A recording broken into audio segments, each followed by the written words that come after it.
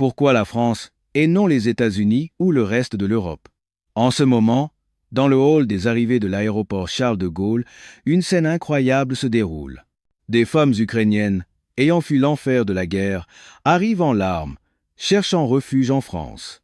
Le pays qu'elles ont choisi n'était ni l'Europe voisine la plus évidente, ni la superpuissance américaine. Dans le froid glacial des abris anti-bombes privés d'électricité, ce qu'elles regardaient en faisant tourner de précieux générateurs, ce n'étaient pas des blockbusters, mais des films français. Et ce qu'elles recopiaient dans des cahiers à la lueur tremblante d'une bougie, ce n'était pas l'anglais, mais la langue de Molière. La raison poignante de leur choix pour la France est profondément liée à une histoire particulière que seule cette nation au cœur de l'Europe possède. Pourquoi ces femmes, au bord du désespoir, ont-elles tout misé sur cette république lointaine? Derrière leur décision se cache une histoire de résilience, un miracle tendre et chaleureux qui a changé le destin de milliers de personnes. Préparez vos mouchoirs, nous allons vous en dévoiler tous les détails. Les femmes ukrainiennes qui affluent à Charles de Gaulle.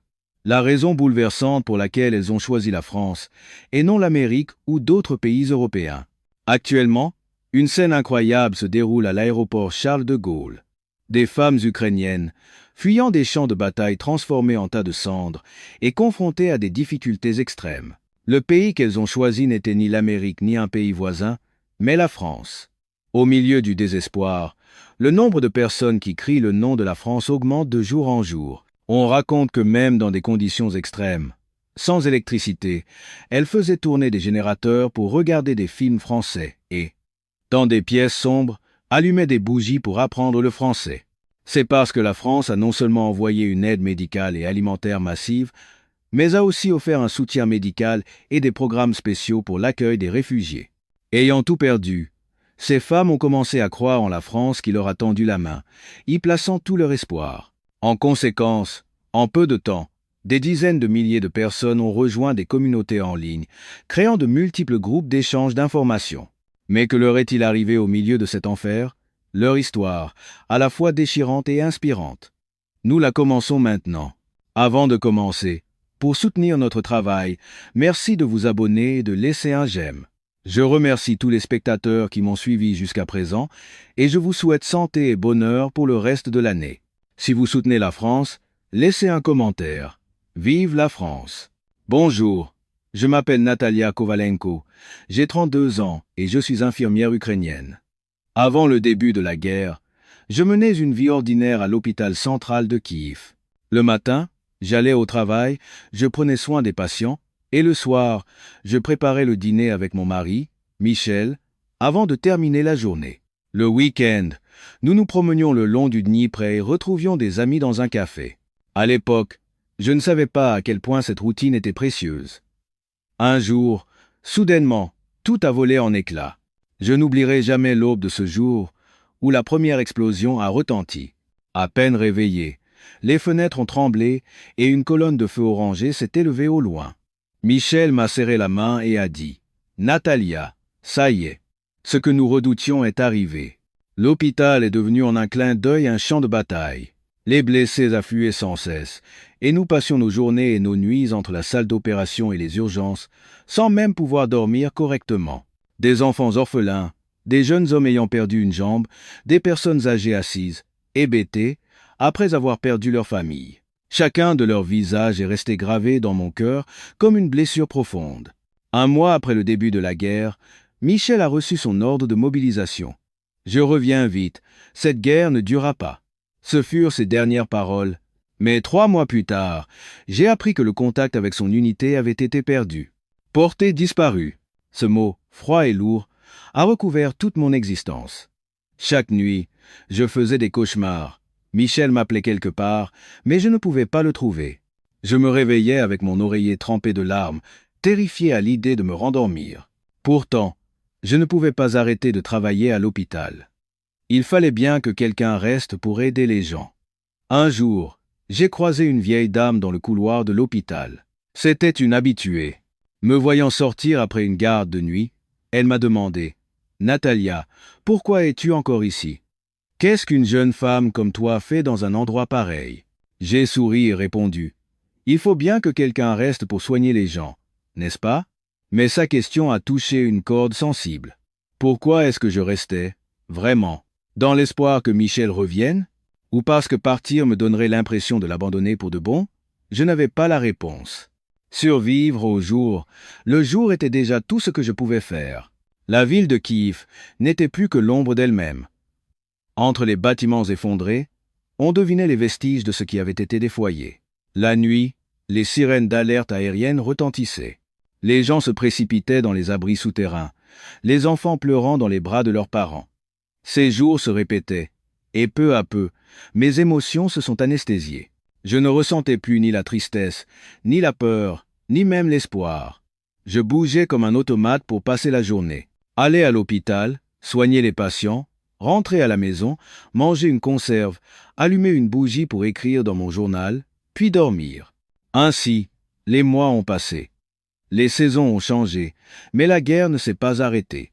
Au contraire, elle est devenue plus violente, faisant plus de blessés et de morts. J'étais à bout, physiquement et mentalement. Un soir, je suis monté sur le toit de l'hôpital et j'ai regardé le ciel de Kiev, autrefois rempli d'étoiles. Il était maintenant couvert de fumée et de poussière, et on ne voyait plus rien. C'est là que je me suis demandé, est-ce vraiment le bon choix de rester ici, ou devrais-je partir, comme tant d'autres, mais où aller? Comment partir? Seules ces questions vagues tournaient en boucle dans ma tête. Et à ce moment précis, j'ignorais encore que la rencontre qui allait changer ma vie m'attendait. La guerre s'intensifiant, le travail à l'hôpital devenait de plus en plus difficile.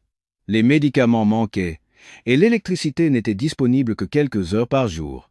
Si une coupure survenait en pleine opération, nous devions utiliser des lampes de poche pour sauver nos patients. Cette situation se répétant, j'atteignais mes limites. Un jour, le directeur de l'hôpital m'a convoqué. « Natalia, nous avons besoin d'une aide médicale dans un camp de réfugiés en périphérie. Peux-tu y aller pour une semaine ?» J'ai accepté. Un changement d'environnement, même bref, me ferait du bien, pensais-je. Le lendemain matin, j'ai mis quelques instruments médicaux et des vêtements dans un petit sac et je suis parti pour le camp de réfugiés. Il se trouvait à environ 1 heure de Kiev. En arrivant, la première chose que j'ai vue, c'est une étendue infinie de tentes et des visages épuisés. Des enfants jouaient sur le sol en terre battue, tandis que des femmes faisaient la queue pour la distribution de nourriture. Le responsable du camp, Alexandre, m'a accueilli. « Docteur Natalia, merci infiniment d'être venu. Il n'y a pas de médecin ici, et beaucoup de gens souffrent. » Il m'a conduite à la tente médicale de fortune. À l'intérieur, plusieurs patients attendaient déjà.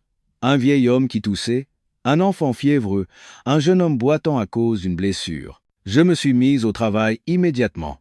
Après une journée entière à soigner des patients, la nuit était tombée. Le soir, Alexandre m'a apporté un simple repas. C'est tout ce que nous avons, une soupe en conserve et un morceau de pain. Je l'ai remercié et accepté. Ce qui était plus difficile à supporter que la faim, c'était de voir le désespoir sur les visages des gens.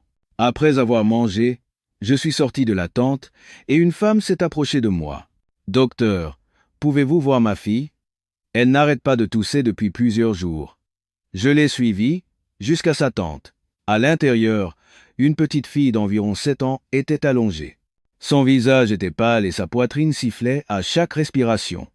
J'ai posé mon stéthoscope pour écouter ses poumons. Une bronchite. Ne vous inquiétez pas, je vais lui prescrire des antibiotiques. Elle ira mieux dans quelques jours. La femme, en larmes, m'a pris la main. Merci, docteur. Merci infiniment. Je suis sorti de la tente pour m'occuper d'autres patients. Quelques heures plus tard, j'ai remarqué un groupe de femmes rassemblées. Elles étaient assises autour d'un petit feu de camp et discutaient. Curieuse, je me suis approché doucement. Leur conversation m'est parvenue. « Tu crois vraiment qu'on pourra aller en France ? J'ai entendu dire que les hommes français chérissent vraiment leur famille. Et là-bas, il n'y a pas la guerre. C'est un pays sûr. La France. » Ce mot a capté mon attention. Pourquoi la France, de tous les endroits, pas les États-Unis, pas l'Allemagne? Je me suis approché davantage et leur ai demandé « Excusez-moi, parlez-vous de la France ?» Les femmes ont eu l'air un peu surprises, mais l'une d'elles a vite répondu « Oui, c'est ça. Nous rêvons de la France. » Je me suis assise à côté d'elle. « La France? Pourquoi la France ?»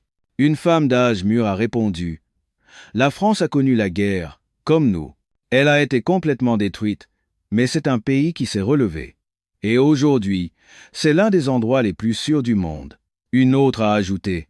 Et puis, les Français accordent beaucoup d'importance à la communauté. On dit qu'ils ont une culture de dévouement à la famille, de solidarité. Je suis resté sans voix pendant un moment.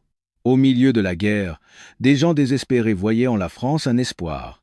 Je ne savais pas à quel point cet espoir était réaliste, mais leurs regards étaient remplis de sincérité.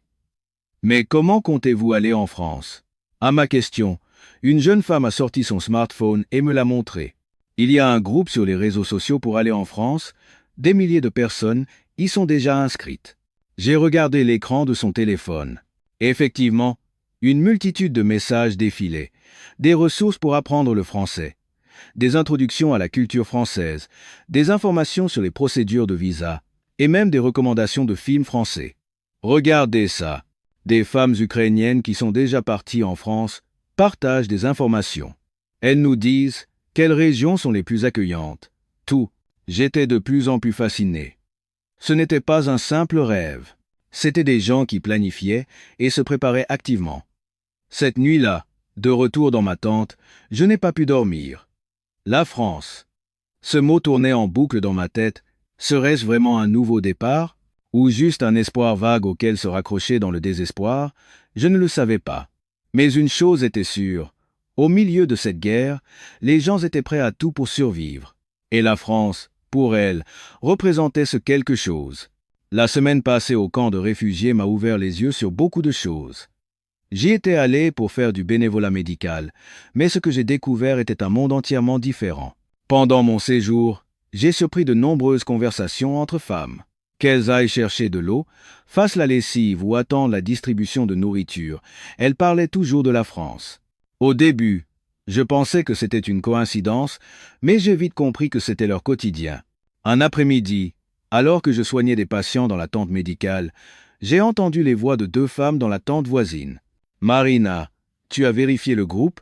Il y a de nouvelles infos. »« Oui, j'ai vu.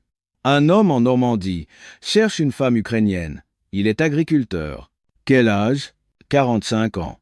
Il dit qu'il peut même accueillir des enfants. » Ma main, tenant le stéthoscope, s'est figée. Ce n'était pas du simple bavardage. Elles échangeaient des informations concrètes. Après avoir terminé avec mes patients, je me suis approché des deux femmes. « Excusez-moi, j'ai entendu votre conversation. Vous semblez très bien connaître la France. » Les deux femmes ont eu l'air un peu gênées, mais l'une d'elles a souri et a dit « Ici, la France, c'est un peu notre mot de passe secret. » Ou mot de passe secret. Oui, on ne le crie pas sur les toits, mais tout le monde le sait. La France pourrait être notre porte de sortie. L'autre femme a ajouté. Depuis le début de la guerre, de nombreux pays ont dit qu'ils aideraient l'Ukraine. Mais en réalité, il y a peu d'endroits où des gens ordinaires comme nous peuvent aller. Les États-Unis ont des visas très stricts, et c'est pareil pour beaucoup de pays en Europe. Mais la France, c'est différent. Ma curiosité était piquée au vif. En quoi est-ce différent? D'abord, la France a mis en place des structures d'accueil. J'ai aussi entendu dire qu'il y avait des programmes d'emploi spéciaux pour les réfugiés ukrainiens. Et puis, les Français ne nous regardent pas seulement avec pitié. Ils nous voient comme des partenaires avec qui se relever. Ces mots m'ont touché. Pas de la pitié, mais un partenariat. Je savais trop bien à quel point cette différence était importante. En travaillant à l'hôpital, j'avais rencontré d'innombrables personnes d'organisations caritatives. Ils étaient gentils, mais il y avait toujours dans leur regard une sorte de commisération, comme s'ils nous voyaient uniquement comme des victimes à aider. Alors, il y a des gens qui sont réellement partis en France? À ma question, une femme a sorti son smartphone et m'a montré une photo. Regardez. Cette femme est partie en France l'année dernière. Elle vit près de Paris maintenant. Sur l'écran, il y avait la photo d'une Ukrainienne. Un bel appartement, un sourire radieux, et à côté d'elle, un homme français. Elle est partie avec ses deux enfants, et la communauté locale s'occupe très bien d'eux. Ils vont même à l'école française. Elle m'a montré une autre photo. Elle a trouvé un travail dans l'informatique. Elle a appris le français et est maintenant chef d'équipe. J'étais stupéfaite. Ce n'était pas un rêve. C'était la réalité. Ce soir-là, dans ma tente, j'ai pris mon smartphone et j'ai ouvert l'application. Dans la barre de recherche, J'ai tapé France. Des dizaines de groupes sont apparus. Communauté ukrainienne en France, emploi en France, apprendre le français, comprendre la culture française. J'ai rejoint le groupe avec le plus de membres. Il y avait plus de 30 000 personnes. Chaque jour, de nouvelles publications apparaissaient.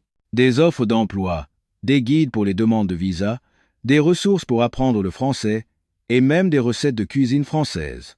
La section des commentaires était un flot ininterrompu de questions et de réponses. Fait-il très froid en hiver en France? Peut-on scolariser ses enfants si on y va avec eux? Peut-on trouver un travail sans parler du tout français? Et des personnes déjà en France répondaient avec bienveillance.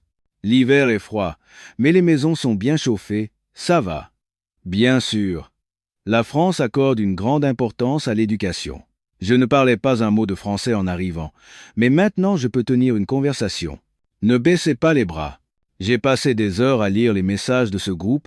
Plus je lisais, plus je réalisais que la France n'était pas seulement un lieu géographique. C'était un autre nom pour l'espoir. Un endroit qui offrait aux gens, qui avaient tout perdu, la possibilité de tout recommencer. Le lendemain matin, je suis allé voir Oleksandr, le responsable du camp. Oleksandr, j'ai entendu beaucoup de femmes parler de la France. Savez-vous combien y sont réellement allés? Il a hoché la tête. Pas mal, en fait. Au cours des 6 derniers mois, rien que de ce camp, une vingtaine de personnes sont parties pour la France. Une vingtaine? Oui. Le gouvernement français a créé un programme spécial pour les réfugiés ukrainiens. Et ont-elles réussi? Avez-vous de leurs nouvelles? Oleksandra sourit. La plupart s'en sortent bien. Elles envoient des messages de temps en temps. Elles disent qu'elles s'adaptent bien à la vie en France. Bien sûr, il y a des difficultés, mais c'est un bien meilleur environnement qu'ici. J'ai lentement hoché la tête. Cet après-midi-là, je suis retourné voir le groupe de femmes. Cette fois, c'est moi qui ai posé la première question. Comment fait-on pour aller en France? Je voudrais connaître les démarches concrètes. Leurs yeux se sont illuminés, comme si elles avaient trouvé une alliée. D'abord, il faut apprendre un peu de français. Au moins les bases de la conversation. Et si tu veux travailler, avoir des qualifications ou de l'expérience, c'est un plus. Surtout dans l'informatique ou le domaine médical. J'ai mentionné que j'étais infirmière. Je suis infirmière. Pensez-vous que je pourrais travailler dans un hôpital français? Une femme a écarquillé les yeux. Infirmière, mais c'est parfait. La France recherche du personnel médical. Si tes qualifications sont reconnues, tu pourrais trouver un travail rapidement. En entendant ces mots, mon cœur s'est emballé. C'était peu, être vraiment possible. Un nouveau départ. Accepter une vie sans Michel et recommencer à vivre. Un espoir, qu'en France cela puisse être possible. Commencer à germer en moi. Ma semaine au camp de réfugiés s'est terminée et je suis retourné à l'hôpital. Mais j'étais complètement transformé. Ma curiosité pour la France s'était muée en une véritable obsession et consulter les groupes en ligne était devenu mon rituel nocturne. Même pendant mon travail à l'hôpital, je vérifiais mon téléphone à la moindre occasion. Un jour, une visite spéciale a eu lieu à l'hôpital. Une équipe médicale française. Le directeur a convoqué une réunion d'urgence. Tout le monde, une équipe médicale de France est arrivée. Ils vont travailler avec nous pendant 3 mois pour aider nos patients. La porte de la salle de réunion s'est ouverte et 5 Français sont entrés. Ils nous ont salués poliment et se sont présentés un par un. L'un d'eux était un médecin nommé Antoine Fournier. Il semblait avoir la fin de la trentaine et parlait un anglais fluide. « Bonjour, je suis le docteur Antoine Fournier, chirurgien orthopédique. Je suis venu aider l'Ukraine. C'est un honneur de travailler avec vous. » Je pouvais sentir la sincérité dans son regard. Ce n'était ni de la pitié, ni un simple sens du devoir, mais une réelle volonté d'aider. À la fin de la réunion, le directeur m'a appelé. « Natalia, je voudrais que tu travailles avec le docteur Fournier. Ton anglais est le meilleur parmi nous. » J'ai accepté avec joie. Dès le lendemain, j'ai commencé à faire la tournée des patients avec le docteur Fournier. C'était un médecin exceptionnel. Il examinait chaque patient avec une attention méticuleuse, ne négligeant aucun détail. Un jour, nous avons opéré un jeune soldat gravement blessé. Sa jambe était fracturée en plusieurs endroits et l'opération a duré des heures. Le docteur Fournier n'a jamais perdu sa concentration et a fait de son mieux jusqu'à la fin. Après l'opération, nous nous reposions dans la salle de pause. Je lui ai demandé, Docteur Fournier, pourquoi être venu de si loin? Vous devez avoir beaucoup de travail en France. Il a pris une gorgée de café et a répondu, nous aussi, nous avons connu la guerre dans le passé. À l'époque, de nombreux pays nous ont aidés. Aujourd'hui, c'est à notre tour d'aider. Mais c'était il y a longtemps, non? La France est un pays développé maintenant. Le docteur Fournier a secoué la tête. Non, nous n'oublions jamais. Nous n'oublions jamais les temps difficiles. C'est précisément pour cela que nous sentons que nous devons aider. Ces mots m'ont profondément touché. Les Français n'oubliaient pas leur passé et cherchaient à rendre l'aide qu'ils avaient reçue. Je comprenais à quel point cet état d'esprit était noble. Quelques jours plus tard, le docteur Fournier m'a fait une proposition. Natalia, voulez-vous m'accompagner pour une mission d'aide médicale dans l'est du pays? J'ai entendu dire qu'ils avaient besoin d'aide là, bas aussi. J'ai accepté sans hésiter. En vérité, j'avais une autre raison. L'histoire que j'avais entendue au camp de réfugiés sur un village de l'Est m'intriguait. Ce village où les gens regardaient des films français grâce à un générateur. Nous sommes partis vers l'Est dans un camion chargé de fournitures médicales. La route était périlleuse. Nous avons dû contourner des routes détruites par les bombardements et passer de nombreux checkpoints. Après plusieurs heures de route, nous sommes arrivés dans un petit village. Le village portait les cicatrices de la guerre, des bâtiments effondrés, des véhicules abandonnés et des gens épuisés. Mais dans leur regard, il y avait encore une lueur de vie. Le maire du village, Petro, nous a accueillis. Merci d'être venu de si loin. Nous n'avons pas de médecin ici, et beaucoup de gens souffrent. Nous avons installé une clinique temporaire dans le centre communautaire du village. Bientôt, les patients ont commencé à faire la queue. Le soir venu, Petro nous a invités à dîner. C'est modeste, mais mangeons ensemble. Nous sommes allés à la cantine commune du village. Une vingtaine de villageois y étaient déjà réunis. Après un repas simple, les gens se sont rassemblés devant une télévision dans un coin. J'étais stupéfaite. Comment pouvait-il y avoir une télévision dans cet endroit sans électricité? Petro a ri et a expliqué. Nous la faisons fonctionner avec un générateur pendant environ 2 heures par jour. C'est le seul divertissement du village. Il a allumé le générateur et l'écran de la télévision s'est éclairé. J'ai regardé la télévision de plus près. C'était un vieux modèle, mais le logo d'une marque française, Thomson, était clairement visible. Depuis combien de temps avez-vous cette télévision? Plus de 20 ans. Je l'ai achetée quand j'étais jeune. Et elle fonctionne encore après 20 ans? Les yeux de Petro se sont mis à briller. Elle n'est jamais tombée en panne. Même lorsque qu'un obus a détruit la moitié de ma maison pendant la guerre, cette télévision a survécu. Une vieille femme à côté de lui a ajouté « Les produits français, c'est du solide. » Même quand nous étions pauvres, même pendant la guerre, ils n'ont jamais lâché. J'ai été profondément ému par ces mots. Ce n'était pas juste une vieille télévision. C'était un symbole de confiance. Une promesse que la France avait faite au peuple ukrainien. Des produits qui ne cassent pas, une qualité fiable, une présence constante. Bientôt, un film français a commencé, sous-titré en ukrainien. Les gens regardaient, captivés, s'échappant de leur sombre réalité pour un instant. Le docteur Fournier s'est assis à côté de moi. Incroyable que cette télévision ait plus de 20 ans. C'est vraiment impressionnant. Je ne savais pas que la qualité des produits français était si bonne. La qualité est importante, mais ce qu'il est encore plus, c'est de tenir ses promesses. Les artisans français sont fiers de leur travail et en assument la responsabilité. J'ai hoché la tête. Ce soir-là, j'ai regardé un film français avec les villageois. On entendait le bruit lointain de la guerre, mais à ce moment-là, tout le monde était en paix. Les villes françaises dans le film, les gens, leur quotidien. Je ne peux pas vous dire à quel point j'enviais cela. Des rues sûres sans bombardement, des gens qui se promenaient en souriant. C'était tout ce que nous avions perdu. Le film terminé, alors que les gens se levaient un par un, une jeune femme s'est approchée de moi. « Docteur, je veux aussi aller en France. Comment puis-je faire ?» J'ai regardé dans ses yeux. Ils étaient remplis d'un désir ardent et d'espoir. Je suis en train de me renseigner. Et si nous cherchions ensemble? Elle a souri vivement. Cette nuit-là, j'ai compris. Pour le peuple ukrainien, la France n'était pas seulement un pays. C'était la preuve qu'il était possible de se relever. C'était un autre nom pour l'espoir. Et moi aussi, Je voulais saisir cet espoir. De retour du village, j'étais une personne complètement différente. Ma curiosité pour la France s'était transformée en une détermination farouche. Consulter les groupes en ligne chaque soir était devenu une partie de ma routine. En rentrant de l'hôpital, j'allumais une bougie et je me plongeais dans mon smartphone. J'ai commencé à télécharger et à regarder des films français, et j'ai même installé une application pour apprendre la langue.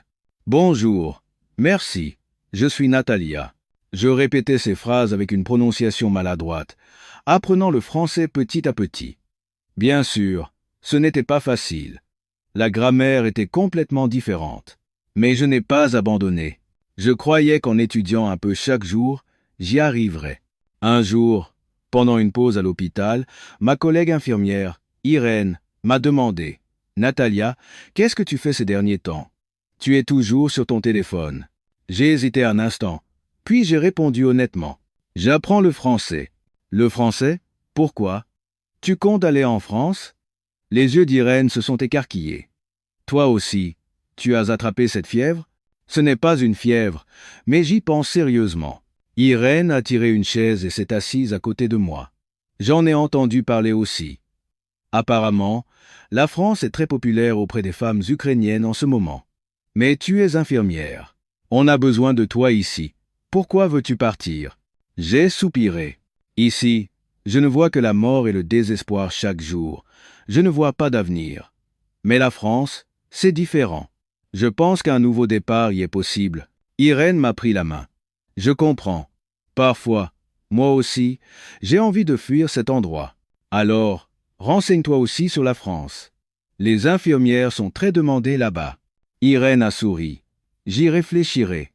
Mais le français, ça doit être très difficile, non? Difficile, mais pas impossible. Il suffit d'en faire un peu chaque jour. À partir de ce jour, Irène a commencé à apprendre le français avec moi. Pendant nos pauses, nous nous saluions en français, ce qui provoquait parfois des éclats de rire. Notre prononciation était si mauvaise, mais ces moments étaient précieux. Ils nous permettaient d'échapper un instant au poids de la guerre. Un soir, je suis retourné au centre de réfugiés en périphérie de Kiev. J'avais entendu dire qu'il y avait un groupe qui se réunissait pour regarder des films français. En arrivant au centre, j'ai trouvé une vingtaine de femmes rassemblées dans une salle de classe.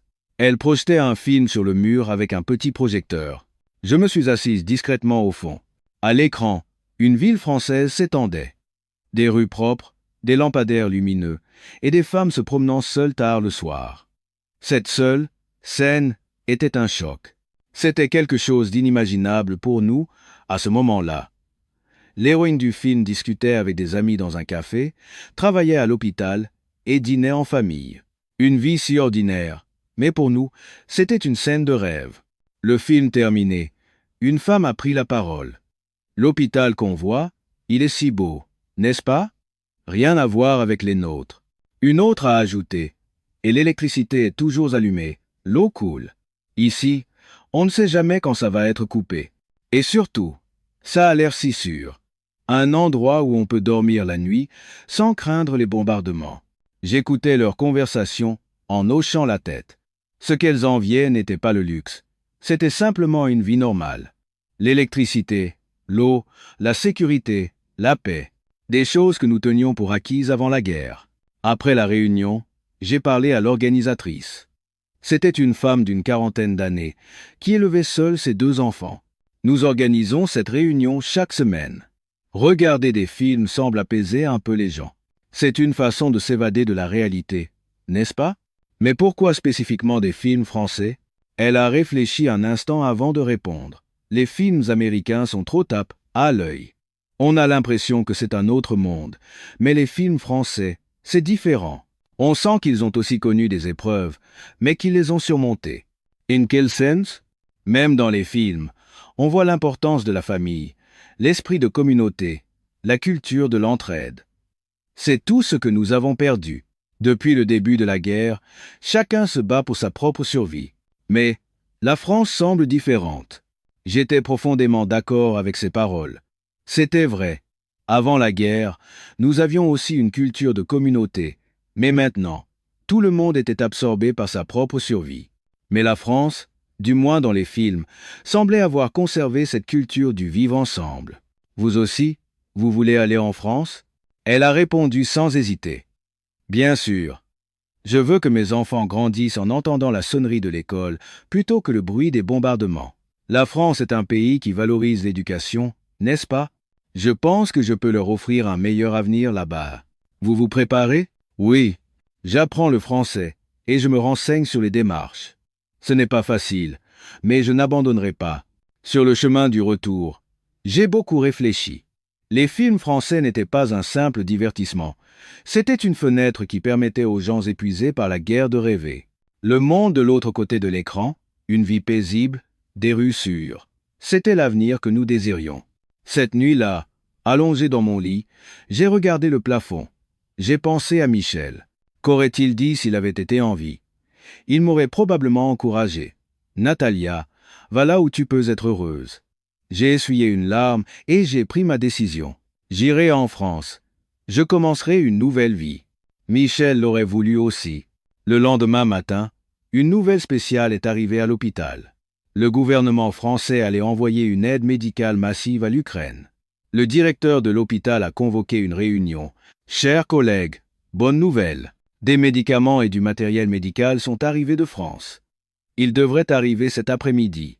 Les infirmières et les médecins ont applaudi.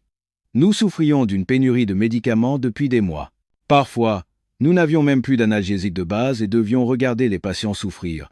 Impuissants, dans l'après-midi, un grand camion est arrivé à l'hôpital. Il était chargé de caisses, toutes portant des inscriptions en français. Le docteur Fournier a fait l'interprète. Il y a ici des antibiotiques, des analgésiques, des désinfectants et du matériel chirurgical. C'est le fruit d'une collecte de fonds organisée par le gouvernement français et des organisations privées. Nous avons ouvert les caisses et avons été émerveillés. Tout était neuf et de très bonne qualité. Les dates de péremption étaient encore lointaines. Une infirmière a fondu en larmes. Maintenant, nous allons pouvoir soigner correctement nos patients. Le docteur Fournier a dit, « Le peuple français n'oublie pas l'Ukraine. L'aide continuera d'arriver. » Ces mots m'ont réchauffé le cœur. La France n'aidait pas seulement en paroles, elle le montrait par des actes. Quelques jours plus tard, je suis retourné dans la région de l'Est avec le docteur Fournier. Cette fois, c'était pour distribuer les fournitures médicales envoyées par la France. En arrivant au village, les habitants nous ont accueillis chaleureusement. Le maire Petro nous a reçus avec joie. Merci d'être revenu. Qu'avez-vous apporté cette fois-ci? Le docteur Fournier a déchargé les caisses du camion. Ce sont des médicaments et de la nourriture envoyés de France. Partagez-les et utilisez-les. Les yeux de Petro se sont embués. La France ne nous oublie vraiment pas. Nous avons distribué les fournitures dans la salle communale du village. Les personnes âgées ont reçu des médicaments, les enfants des compléments nutritionnels. Les mères ont reçu du lait en poudre et des couches, en larmes. Une jeune mère s'est approchée de moi. « Docteur, dites aux Français que nous les remercions infiniment. Ces fournitures ont sauvé la vie de nos enfants. » Je lui ai pris la main. Je leur transmettrai le message. La distribution terminée, j'ai assisté à une scène étrange dans un coin du village. Plusieurs jeunes gens regardaient attentivement quelque chose sur leur smartphone. En m'approchant, j'ai vu qu'ils suivaient un cours de français. « Vous aussi, vous apprenez le français ?» Un jeune homme a levé la tête. « Oui. Nous nous préparons à trouver du travail en France. »« Un travail ? » ?»« Oui. Le gouvernement français a créé un programme d'emploi spécial pour les réfugiés. Il recherche des gens dans les secteurs de l'informatique et de la construction. » Un autre jeune a ajouté « Je suis programmeur. J'ai l'intention de postuler dans une entreprise informatique française. » Apparemment, si on parle un peu français, on a de bonnes chances. J'étais surprise. Il ne s'agissait pas seulement de mariage ou d'asile. Il y avait aussi une voie pour aller en France par le travail. Et où apprenez-vous le français? En ligne. Il y a beaucoup de cours gratuits sur une application. Des Ukrainiens qui vivent en France les donnent bénévolement. Ces mots m'ont rempli d'espoir. La France n'était pas un rêve, c'était une réalité. Un endroit où l'on pouvait aller si l'on se préparait et faisait des efforts. Ce soir-là, j'ai dîné avec le docteur Fournier dans la salle communale du village. C'était un repas simple, mais nos cœurs étaient chauds. Après le repas, j'ai demandé au docteur Fournier Docteur Fournier, y a-t-il beaucoup de réfugiés ukrainiens en France? De plus en plus. Au début, ils étaient peu nombreux, mais maintenant, il y en a plusieurs centaines. La plupart s'intègrent bien. Que font-ils principalement? C'est varié. Certains travaillent dans des entreprises françaises, d'autres ont ouvert des restaurants, d'autres enseignent l'ukrainien dans des écoles. Les Français les accueillent bien. Alors, une infirmière comme moi pourrait aussi y travailler? Le docteur Fournier m'a regardé droit dans les yeux. Bien sûr, la France a besoin de personnel infirmier. Si vos qualifications sont reconnues, vous pouvez travailler immédiatement. Êtes-vous intéressé? J'ai hésité un instant, puis j'ai répondu honnêtement. Oui, j'y pense sérieusement. C'est un bon choix. Je peux vous aider. Je vous donnerai les informations et les contacts nécessaires. À cet instant, mon cœur a bondi. C'était vraiment possible. Le chemin vers la France s'ouvrait devant moi. Sur la route du retour vers Kiev, je regardais par la fenêtre et je réfléchissais. La France n'apportait pas seulement une aide matérielle à l'Ukraine. Elle semait l'espoir. Elle nous donnait la confiance de pouvoir nous relever. Et moi aussi, je voulais saisir cet espoir, accepter une vie sans Michel et commencer une nouvelle vie. En France, ce soir-là, allongé dans mon lit, j'ai ouvert mon application d'apprentissage du français. Je suis infirmière. Je veux travailler en France. Je veux commencer une nouvelle vie. En répétant ces phrases avec ma prononciation maladroite, je construisais peu à peu mon avenir. Un avenir nommé France. Quelques jours avant le retour du docteur Fournier en France, il m'a fait une proposition spéciale. Natalia, il y a un professeur d'études françaises à l'université de Kiev. Je pense que ce serait bien que vous le rencontriez. Comprendre l'histoire et la culture française vous serait d'une grande aide. J'ai accepté avec enthousiasme. Je voulais en savoir plus sur la France. Quelques jours plus tard, je me suis rendu à l'université de Kiev. Une partie du bâtiment avait été endommagée par la guerre, mais les cours continuaient. Le bureau du professeur Nicolas Leblanc se trouvait au bout d'un couloir. J'ai frappé à la porte, et un professeur d'une 60aine d'années m'a ouvert. « Vous devez être Natalia. » Le docteur Fournier m'a contacté. « Entrez, je vous en prie. » Le bureau était rempli de livres. Les murs étaient couverts d'étagères, et des piles de livres s'entassaient sur son bureau. Un grand nombre d'entre eux concernaient la France. « Asseyez-vous. Un thé? » « Non, merci. Merci de m'accorder de votre temps. » Le professeur s'est assis et a dit « Le docteur Fournier m'a dit que vous envisagiez d'aller en France. Y a-t-il quelque chose que vous voudriez savoir ?» J'ai réfléchi un instant et j'ai demandé « Professeur, pourquoi tant de gens s'intéressent-ils à la France, plutôt qu'à l'Amérique ou à d'autres pays européens ?» Le professeur Leblanc a souri. « C'est une excellente question. La réponse se trouve dans l'histoire. Il a sorti un vieil album photo d'une étagère. Regardez. » Il a ouvert l'album, révélant des photos en noir et blanc.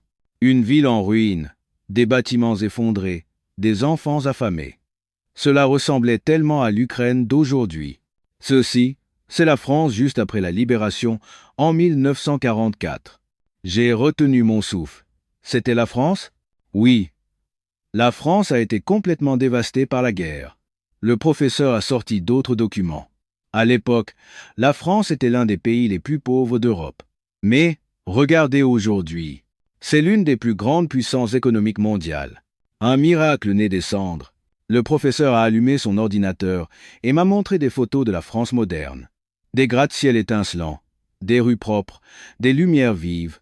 C'était un contraste total avec les photos d'après-guerre. Comment un tel changement a-t-il été possible? Le professeur Leblanc a répondu avec un air sérieux. Il y a plusieurs raisons, mais les trois plus importantes sont les suivantes. Premièrement, l'investissement dans l'éducation. Même au milieu des ruines, les Français n'ont pas renoncé à l'éducation. Deuxièmement, le travail acharné et le sérieux. Ils ont travaillé plus dur que quiconque. Troisièmement, l'esprit de communauté. Le peuple français chérit la solidarité. Ils ont travaillé main dans la main pour reconstruire leur pays. J'ai médité sur ces paroles. L'éducation, le travail, l'esprit de communauté. C'était exactement ce dont l'Ukraine avait besoin. Natalia, ce n'est pas une coïncidence si les gens s'intéressent à la France. C'est parce que la France est ce que nous pourrions devenir. La preuve vivante qu'il est possible de se relever, même après la guerre. Ces mots m'ont profondément touché. La France n'était pas seulement un pays développé, c'était un pays qui avait connu les mêmes souffrances que nous, mais qui les avait surmontées. Professeur, comment la France entretient-elle la mémoire de la guerre? Ils ne l'oublient jamais. Ils la transmettent aux générations futures, mais ils ne restent pas bloqués dans le passé. Ils ont transformé cette douleur en un moteur de développement. Alors, l'Ukraine peut-elle faire de même? Le professeur m'a regardé droit dans les yeux. Bien sûr, mais cela prendra du temps. Et cela nécessitera les efforts de la jeune génération, comme vous. Je suis resté silencieux un moment.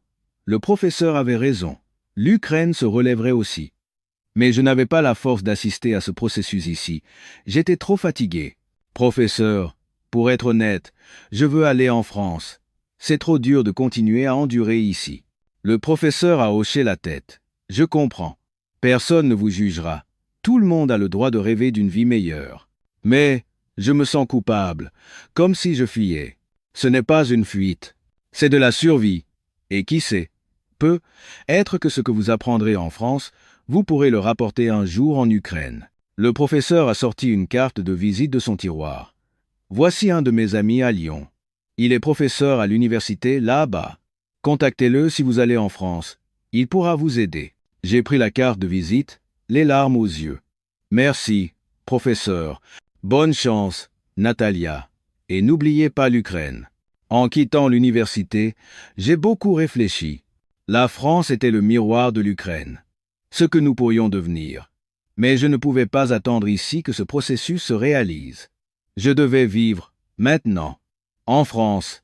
Après ma rencontre avec le professeur Leblanc, j'ai commencé à préparer mon départ pour la France plus sérieusement. Je collectais des informations sur les groupes en ligne et consacrais plus de temps à l'étude du français. Cependant, avec le temps, des problèmes complexes ont commencé à apparaître. Un soir, ma collègue Irène m'a appelé en urgence. Natalia, c'est terrible. Tu te souviens d'Olga, celle qui disait vouloir partir en France l'année dernière? Oui, je m'en souviens. Qu'est-ce qui s'est passé? Je viens de recevoir un message d'elle. Elle s'est complètement fait arnaquer avec les démarches pour la France. L'intermédiaire était un escroc. Mon visage s'est décomposé. Comment ça? Irène m'a montré son téléphone. C'était un message d'Olga. Il m'a promis un bon travail. Mais en réalité, c'était complètement faux. Il a pris mon argent et a disparu. Maintenant, je n'ai nulle part où aller. J'étais sous le choc. La France n'était pas un espoir pour tout le monde. Est-ce que ça arrive souvent? Irène a hoché la tête. Si tu regardes les groupes, il y a pas mal d'avertissements. Méfiez-vous des escrocs. J'ai immédiatement ouvert l'application. Il y avait effectivement de nombreux avertissements. N'utilisez jamais cet intermédiaire. Méfiez-vous de ceux qui demandent de l'argent à l'avance. J'ai eu des sueurs froides. J'avais été si naïve. Je pensais que la France serait facile, et je n'avais pas bien considéré les risques. Le lendemain, je me suis rendu dans une école de français à Kiev. Je voulais entendre les histoires de ceux qui préparaient réellement leur départ. L'école se trouvait au 2e étage d'un petit bâtiment. Les vitres avaient été brisées par la guerre et remplacées par du plastique, mais à l'intérieur, une quinzaine d'étudiants étudiaient avec ferveur. La directrice, Maria, m'a accueilli. Bienvenue. Vous venez apprendre le français? Oui, et j'aimerais aussi en savoir plus sur la France. Maria a souri. Asseyez-vous. Je vous sers un thé. Nous nous sommes assises dans son petit bureau. Vous aussi. Vous voulez aller en France, Maria? Elle a secoué la tête. J'y suis déjà allé. J'ai fait des études il y a 5 ans. J'ai vécu 1 an à Paris. Alors, pourquoi être revenu? Ma famille était ici, et je voulais enseigner le français. Avant la guerre, c'était juste un passe-temps, mais maintenant, tout a changé. Comment ça a changé? Maria a regardé par la fenêtre. Après la guerre, le nombre de personnes voulant apprendre le français a explosé. Tout le monde veut aller en France. Mais ce qui m'inquiète, c'est que beaucoup de gens veulent y aller sans préparation. Sans préparation? Oui. Ils partent sans bien parler français, sans connaître la culture. Dans ces conditions, l'adaptation est très difficile. Je me suis senti interpellé. Alors, comment faut-il se préparer? Maria a dit avec un air sérieux. Premièrement, le français. Il faut l'étudier pendant au moins 6 mois, pour atteindre un niveau de conversation courante. Deuxièmement, il faut comprendre la culture française. C'est une société qui attache de l'importance aux bonnes manières. Troisièmement, il faut avoir des contacts fiables. Je prenais des notes en l'écoutant. Et le plus important, a ajouté Maria après une pause, c'est d'avoir des attentes réalistes. La France n'est pas le paradis.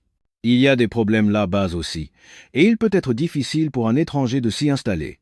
Mais c'est mieux qu'un champ de bataille. Il faut partir avec cette idée en tête. Ces paroles m'ont beaucoup aidé. J'avais idéalisé la situation. Je pensais que la France était un endroit parfait. Mais la réalité était différente. Après le cours, j'ai parlé à quelques étudiants. André, 27 ans, était programmeur informatique. J'ai postulé dans une start-up à Paris. J'ai passé un entretien en ligne et j'ai été accepté. Je pars le mois prochain. Félicitations. Vous vous êtes beaucoup préparé? J'ai étudié le français pendant 6 mois et j'ai lu beaucoup de livres sur la culture française. Et j'ai déjà des contacts avec des développeurs qui sont à Paris. Ils m'ont beaucoup aidé. Ce soir-là, en rentrant chez moi, j'ai beaucoup réfléchi. La France était un espoir, mais elle comportait aussi des risques. Partir sans préparation pouvait mener à l'échec. Mais en se préparant bien, on pouvait réussir. Comme André, j'ai pris une décision. Je n'allais pas me précipiter. J'allais étudier le français pendant au moins 6 mois, me renseigner sur la culture française et me créer un réseau de contacts fiables. Et surtout, j'allais avoir des attentes réalistes. La France n'était pas le paradis, mais c'était un endroit qui offrait une chance de nouveau départ. C'était suffisant. Un endroit où je pourrais fuir le champ de bataille et recommencer à vivre. C'était tout ce que je voulais. À partir de ce jour, j'ai préparé mon départ pour la France avec encore plus de soin. Je me suis inscrite officiellement à l'école de Maria et j'ai suivi des cours 3 fois par semaine.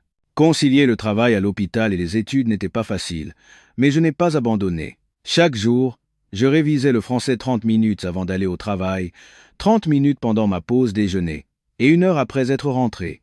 Au début, même l'alphabet me semblait étrange, mais après quelques mois, j'ai commencé à pouvoir lire un peu. Bonjour, je suis Natalia, je suis infirmière. Me voir répéter devant le miroir était parfois ridicule, mais j'ai persévéré. Pendant que j'apprenais le français, je suis devenu plus active sur les groupes en ligne. Je posais des questions, je lisais les témoignages des autres. C'est ainsi que j'ai découvert quelque chose de curieux. Je me suis demandé qui était l'administrateur du groupe le plus actif, communauté ukrainienne en France. Ce groupe comptait plus de 40 000 membres, et des centaines de messages y étaient publiés chaque jour. Les informations étaient organisées de manière systématique. L'administratrice se présentait uniquement sous le nom d'Alexandra, sans autre information. Ma curiosité a été piquée. Qui pouvait bien gérer un groupe aussi important? Une entreprise ou un bénévole? Un jour, j'ai pris mon courage à 2 mains et j'ai envoyé un message privé à Alexandra. Bonjour, je m'appelle Natalia. Je suis infirmière à Kiev et je prépare mon départ pour la France. Je vous contacte car je suis curieuse de savoir pourquoi vous gérez ce groupe. Si vous avez le temps, pourrions-nous en discuter? Je ne m'attendais pas à une réponse, mais à ma grande surprise, j'en ai reçu une quelques heures plus tard. Bonjour, Natalia. Serait-il possible de faire un appel vidéo? Je pense que ce sera plus simple de vive voix. J'ai immédiatement lancé l'appel vidéo. La femme qui est apparue à l'écran semblait avoir la fin de la trentaine. Elle avait un sourire éclatant et un regard chaleureux. L'appartement bien rangé en arrière-plan m'a indiqué qu'elle était en France. Natalia, enchantée, je suis Alexandra. J'habite à Lyon, dans le département du Rhône. Bonjour. Tout d'abord, merci beaucoup de gérer ce groupe. Il m'a énormément aidé. Alexandra a souri gentiment. De rien. J'ai aussi reçu beaucoup d'aide par le passé. C'est à mon tour de rendre l'appareil. Comment êtes-vous arrivé en France? Son expression s'est assombrie un peu. À cause de la guerre, moi aussi. J'ai perdu mon mari et je me suis retrouvé seul à élever mes 2 enfants. J'étais désespéré. C'est pour ça que vous êtes venu en France. Oui. Au début, c'était très dur. Je ne parlais pas la langue, je me sentais très seul. Et comment avez-vous surmonté cela? J'ai rencontré d'autres femmes ukrainiennes en France. Elles m'ont énormément aidé. Pour apprendre le français, pour m'adapter à la culture. Alexandra a marqué une pause avant de continuer. C'est là que j'ai compris. Nous devons nous entraider. Ne pas attendre que quelqu'un d'autre le fasse, mais créer notre propre réseau. C'est pour ça que vous avez créé le groupe. Oui, au début, c'était juste avec des amis. Un petit groupe pour partager des informations et se conseiller mutuellement. Mais le bouche à oreille a fonctionné et le groupe a grandi. Maintenant, nous avons plus de 40 000 membres. J'étais ému. Ce groupe n'avait pas de but commercial. C'était un espace de véritable entraide. Alexandra, gérer le groupe ne doit pas être facile. Gérer 40 000 personnes seules. Elle a ri. Je ne suis pas seul. Nous sommes une équipe de 15 modérateurs, toutes des femmes ukrainiennes vivant en France. Chacune a sa spécialité. L'une s'occupe des conseils juridiques, une autre crée des supports pour apprendre le français, une autre rassemble les offres d'emploi. Et vous êtes toutes bénévoles? Oui, nous ne recevons pas d'argent. Mais nous recevons quelque chose de bien plus précieux en retour, la satisfaction d'aider les autres. Alexandra a dit avec un air sérieux, « Natalia, il y a une chose que je dois absolument vous dire. La France est une terre d'opportunités, mais ce n'est pas le paradis. Il y a aussi des difficultés à vivre ici, en tant qu'étranger. La barrière de la langue, en particulier, est un très gros problème. J'en suis consciente. Mais si on se prépare bien, on peut y arriver. Comme moi, quand je suis arrivé, je ne parlais pas un mot de français. Maintenant, je travaille dans une entreprise française. C'est vraiment impressionnant. Vous aussi, vous pouvez le faire. Surtout en tant qu'infirmière. La France a besoin de personnel médical. Alexandra a partagé un document à l'écran. Voici la procédure pour faire reconnaître votre diplôme d'infirmière en France. C'est complexe, mais pas impossible. J'ai lu attentivement le document. Préparation du dossier, examen, stage, tout y était détaillé. Cette information est précieuse. Merci beaucoup. Et encore une chose, faites attention aux intermédiaires. Ils ne sont pas tout mauvais, mais il y a beaucoup d'escrocs.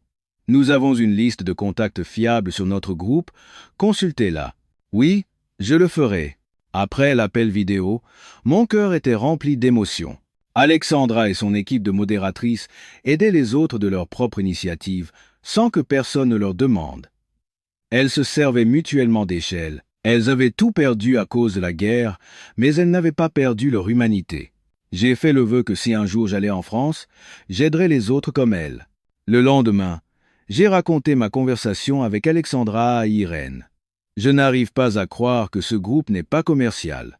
Les gens s'entraident vraiment. Oui, c'est pour ça qu'on peut lui faire encore plus confiance. Ce n'est pas pour le profit, c'est vraiment pour le bien de tous. Irène m'a pris la main. Natalia, je vais y réfléchir sérieusement. À la France. Ce serait bien si on pouvait y aller ensemble. On pourrait se soutenir mutuellement. Oui, à deux, c'est mieux que seul. Ce soir-là, allongé dans mon lit, j'ai réfléchi. La France n'était plus un rêve vague, c'était devenu un plan concret. En me basant sur les documents qu'Alexandra m'avait envoyés, j'ai établi un plan par étapes. Étude intensive du français pendant 6 mois. Préparation de la procédure de reconnaissance du diplôme d'infirmière français. Prise de contact avec la communauté en France. Demande de visa de travail. Départ. Si tout se passait bien, je pourrais être en France d'ici 1 an. Bien sûr, ce ne serait pas facile, mais ce n'était pas impossible. Et surtout, je n'étais pas seul. J'avais Alexandra et son équipe, Irène, et des dizaines de milliers de personnes qui partageaient le même rêve. 1 an a passé. Cette année a été la plus difficile, mais aussi la plus significative de ma vie. Je me levais tous les jours à 5 heures du matin pour étudier le français, et je continuais à étudier après mon travail à l'hôpital. Le week-end, je passais la journée entière à l'école de Maria, à apprendre non seulement la langue, mais aussi la culture, l'histoire et les coutumes françaises. Au début, c'était si difficile que j'ai failli abandonner, mais les encouragements de la communauté m'ont permis de tenir bon. Natalia, tu te débrouilles bien. N'abandonne pas. Des centaines de messages de soutien m'ont porté. Au bout de 6 mois, j'ai réussi mon examen de français. J'avais atteint un niveau de conversation courante. Ce n'était pas parfait, mais c'était suffisant pour communiquer. Et avec l'aide du docteur Fournier, j'ai pu entrer en contact avec un hôpital universitaire à Paris. Cet hôpital avait un programme de recrutement pour les infirmières étrangères et accordait la priorité aux réfugiés. J'ai préparé mon dossier et j'ai passé un entretien en ligne. Le cœur battant, Je me suis présenté en français, j'ai parlé de mon expérience et j'ai expliqué pourquoi je voulais travailler en France. J'ai travaillé 8 ans à l'hôpital central de Kiev. J'ai soigné des patients pendant la guerre et j'ai eu l'expérience de travailler avec du personnel médical français. Je veux commencer une nouvelle vie en France et aider les patients avec mon expérience. Les recruteurs m'ont écouté attentivement. Et une semaine plus tard, j'ai reçu une réponse positive. Ce jour-là, je suis monté sur le toit de l'hôpital et j'ai pleuré en regardant le ciel. Des larmes de joie. Un nouveau départ était enfin possible. Irène a également reçu une offre d'un hôpital français à la même période. Nous avons décidé de partir ensemble. Pendant que je préparais mon départ, j'ai beaucoup pensé à Michel. Debout devant sa tombe, je lui ai dit « Michel, je pars en France. Je commence une nouvelle vie. Je ne t'oublie pas. Je continue juste à vivre. Je suis sûr que c'est ce que tu voudrais. » Le vent a soufflé, faisant bruisser les feuilles. Comme si Michel me répondait « Vas-y, Natalia, sois heureuse. » Les adieux avec mes collègues de l'hôpital ont été déchirants. Nous avions traversé la guerre ensemble. Nous étions des compagnons d'armes qui avions sauvé d'innombrables vies. Natalia, écris-nous quand tu seras en France. Et un jour, quand l'Ukraine se relèvera, reviens. Bien sûr, je n'oublierai jamais. La veille de mon départ, j'ai laissé un dernier message sur le groupe. Chers amis, je pars pour la France demain. J'ai reçu tellement d'aide cette année. Je tiens à remercier tout particulièrement Alexandra et son équipe. Une fois en France, je veux aussi contribuer à cette communauté. Pour ceux qui se préparent, n'abandonnez pas. Vous aussi, vous pouvez le faire. Des centaines de commentaires ont afflué. Félicitations. Bon voyage. J'arrive bientôt. Moi aussi. Natalia, tu nous as donné du courage. Sois heureuse en France. Et enfin, le jour est arrivé. Un jour d'août 2025, Irène et moi avons quitté Kiev et avons pris l'avion pour l'aéroport Charles de Gaulle. Au moment du décollage, j'ai regardé par le hublot. La terre d'Ukraine devenait de plus en plus petite. Une terre pleine des cicatrices de la guerre, mais qui restait ma patrie. Les larmes ont coulé, mais je n'avais aucun regret. Au revoir, Ukraine. On se reverra un jour. Le vol a duré 3 heures. Pendant ce temps, j'ai relu mes manuels de français et regardé un documentaire sur la France. Même si j'étais anxieuse, j'étais aussi excitée. J'allais enfin dans le pays dont j'avais tant rêvé. Quand l'avion a atterri à Charles de Gaulle, mon cœur battait la chamade. Par le hublot, je voyais un aéroport impeccable, des installations bien organisées. C'était exactement comme dans les films. Après avoir passé l'immigration et récupéré mes bagages, Alexandra m'attendait à la sortie. Natalia, Irène, bienvenue. Nous nous sommes serrés dans les bras en pleurant. Nous ne nous étions jamais rencontrés en personne, mais nous étions déjà comme une famille. Alexandra, merci infiniment. C'est grâce à toi que nous sommes là. De rien. Ce n'est que le début. On va y arriver ensemble. En sortant de l'aéroport, j'ai respiré profondément l'air de France. Ce n'était pas l'odeur de fumée de la guerre, mais un air pur. Ce n'était pas le bruit des bombardements, mais le son des voitures et les rires des gens. Alexandra nous a conduits à notre logement. Le paysage qui défilait par la fenêtre de la voiture était magnifique. De hauts immeubles, des rues propres et des gens qui se promenaient paisiblement. C'était exactement comme dans les films. Natalia, tu vois la scène? Beaucoup de gens font du sport ou se promènent en amoureux là-bas. C'est si paisible. Je n'arrive pas à y croire. En arrivant à l'appartement, j'ai fait le tour de la pièce. C'était un petit studio, mais il était propre et chaleureux. L'électricité était toujours allumée, l'eau coulait, et Internet était rapide. Des choses inimaginables en Ukraine. Irène a dit « Ici, on n'a pas à s'inquiéter des bombardements la nuit. Oui, on peut juste dormir. » Nous nous sommes regardés et nous avons souri. Puis, nous avons pleuré. Le soulagement d'être enfin en sécurité, l'excitation d'un nouveau départ et la tristesse d'avoir quitté notre pays. Toutes ces émotions se mélangeaient. Cette nuit-là, j'ai ouvert la fenêtre et j'ai regardé le paysage nocturne. Des lumières scintillantes, des rues calmes, une nuit paisible. C'était le quotidien dont j'avais tant rêvé. Allongé dans mon lit, j'ai ouvert l'application. Alexandra avait posté une photo de notre arrivée sur le groupe. Natalia et Irène sont bien arrivées. Encouragez-les pour leur nouveau départ. Des milliers de j'aime et de commentaires ont suivi. Félicitations. J'arrive bientôt. Merci de nous donner de l'espoir. J'ai lu chaque commentaire en pleurant. Ce n'était pas mon voyage seul. C'était un voyage que des dizaines de milliers de personnes rêvaient, préparaient et soutenaient ensemble. Et j'ai fait le vœu de bien m'installer ici et d'aider les autres à mon tour. Comme Alexandra, je deviendrai l'échelle de quelqu'un d'autre. Dehors, l'aube se levait, mon premier matin en France. Laissant derrière moi l'obscurité de la guerre, j'avançais vers la lumière de l'espoir. Un nouveau départ. Michel, je suis bien arrivé. Je vais essayer de bien vivre ici. Et un jour, quand l'Ukraine se relèvera, je partagerai ce que j'ai appris. J'ai fermé la fenêtre, je me suis allongé dans mon lit, et pour la première fois, je me suis endormi dans une nuit sans bombardement. La France, un pays lointain, mais désormais, mon avenir le plus proche. Vous êtes devenus pour nous l'espoir le plus lointain, mais aussi le plus proche. Merci, la France. Chers amis, que pensez-vous de l'histoire de Natalia? Le courage d'une femme qui, même au milieu des ruines de la guerre, n'a pas perdu espoir et a fait le choix courageux d'un nouveau départ. Et la France, ce pays qui a tendu la main à cette femme, cette histoire n'est pas seulement le récit de l'immigration d'une personne, c'est l'histoire d'une belle solidarité, de personnes qui ont tout perdu à cause de la guerre, mais qui s'entraident pour se relever ensemble. Et au centre de tout cela, il y avait la France, un pays qui a lui-même l'expérience de s'être relevé des ruines. Un pays qui donne aujourd'hui de l'espoir aux peuples d'autres nations. Nous sommes les fiers citoyens de cette France.